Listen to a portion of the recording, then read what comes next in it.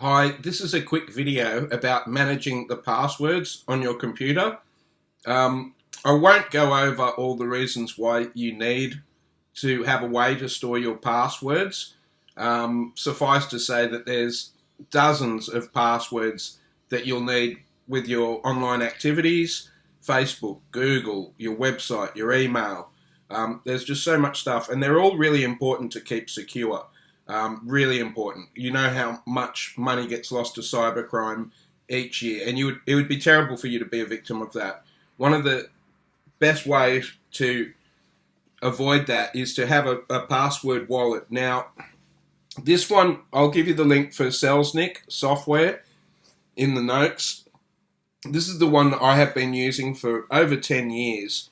One of the reasons that I love this software is because A, it goes across all the different platforms. B, it's super easy to purchase. The price is very affordable. If we go to buy now, for instance, for the Windows, we can see that it's $26 Australian. Now, the last time they charged me an update fee, which was about $13 or something, was several years ago. And in the space of 10 years, I've probably had about maybe 2, 3 at the most updates from this company in terms of being price for it. They always release an update if it's needed. It's always worked for me. The support's always been good. And the other thing is too that this is a company that I quite trust. They do DNA sequencing software. They've had a lot of experience creating encryption, which is important for a password wallet.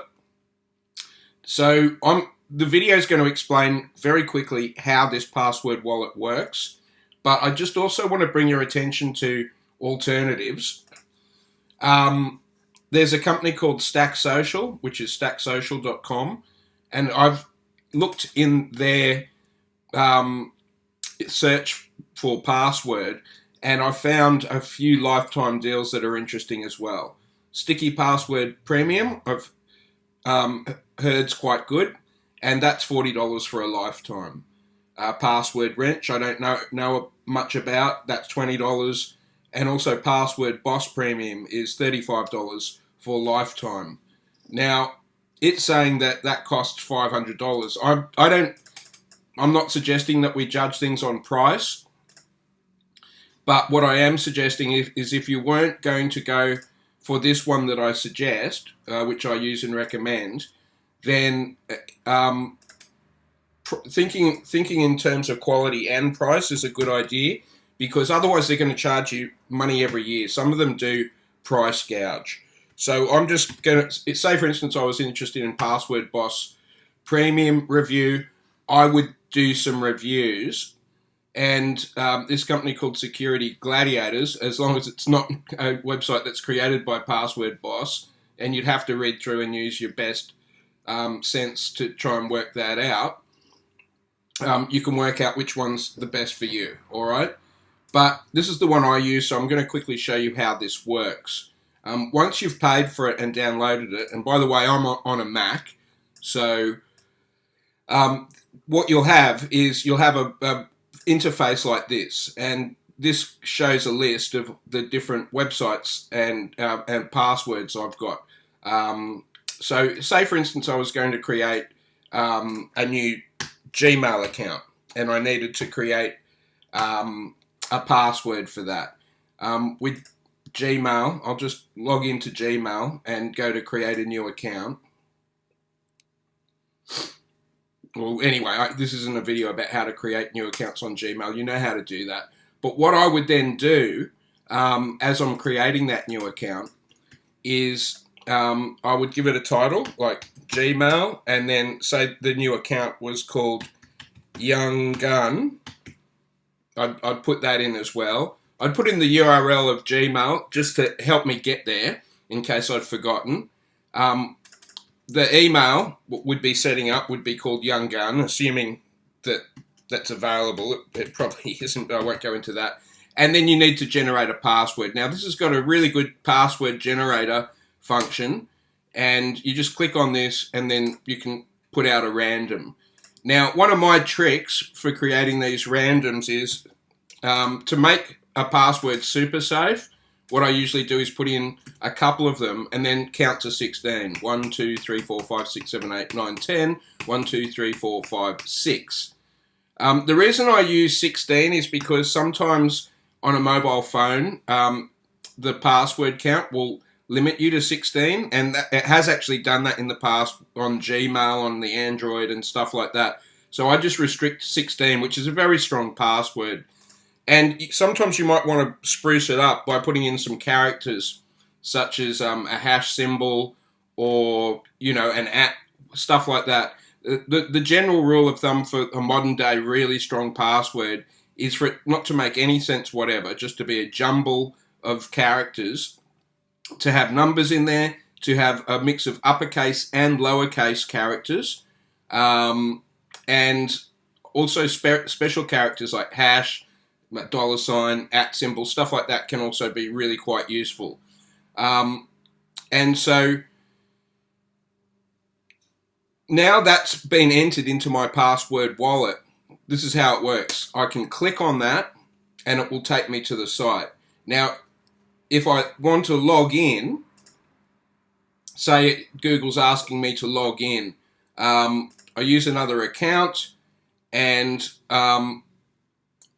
with the password wallet, because Gmail only does it one at a time, this is set up to do 2 fields like username and password. So you actually have to click on it manually. And so you click on the username, see how I'm clicking there? Whoops, username, and paste that in, and then press next. And then if that was an account, or is an account, because as I said, it'd be peculiar if that hadn't been taken yet. And then you click on password, and then paste your password in there. Now, I'm not going to do that because I don't want Google to think I'm trying to hack into some account called Young Gun. What I will do now is I'll log into something that I do own, so you can again see how it works. So you've seen me make an entry now. I could just make another entry by clicking on that, make as many entries as you want. Because this was just an example, I'm going to delete that selection. All right. Now I'm just going to log into a different email system. Okay. So I've just clicked to go to this particular email system, and I'm logging in here. Whoops, got to update my password for that one. I'll do it on one that I know works. Just a sec.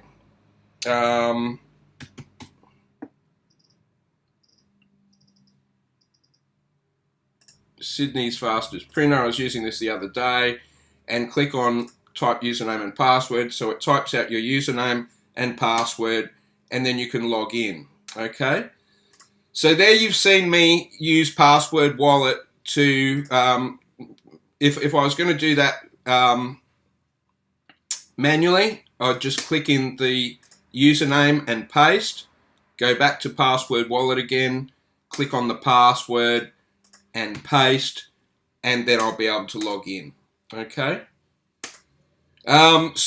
Now, one very, very last thing on Password Wallet, because that's pretty much all you need to know about it. The thing is that this Password Wallet file lives on your computer, and so you will need a password to open and close this. So you will still need to remember one password, but that's why some password management systems call themselves 1Pass or something like that. That doesn't suggest that you should use the same password for more than one account. You should always, every account should have a different password, because if they're the same, it makes it easy for hackers to guess it. So as I say, this file will become very important. Obviously, this file for me is really important because it's got so many entries in it. But what I will do, unfortunately on this video, I can't show you the very top screen on my computer where it says File, but at the top there's a menu that says Password Wallet, File, Edit, Sort, etc. I'm just going to click on File, and I'm just going to click on Save As, right? And so this file of mine, I back it up in my work in my work hard drive, which is an external hard drive. So now I've got a copy of this in my external hard drive.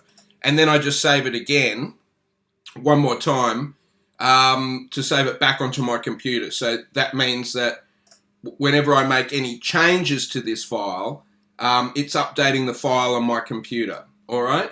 But so that was just to explain that you need to make backups of this file if you want to keep all the passwords you've created. Because say your computer died or got stolen, this file will be on your computer. Now, of course, no one will ever be able to access this file without your password.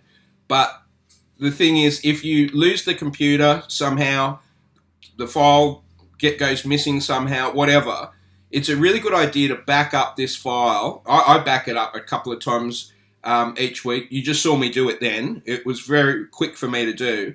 And I'll also sometimes email myself a copy of this file every, couple of months or something like that, just so I know I've got a few copies spread around of it. Like I say, even if the FBI got their hands on this file, they wouldn't be able to open it up without the password. It's very, very, very strong. So that's pretty much the end of my lesson on passwords. Wanted to make it quick introduction. If you've got any questions, please do ask, and I'll make a second video for you to ask any other or answer any other questions about online security with regards to password management.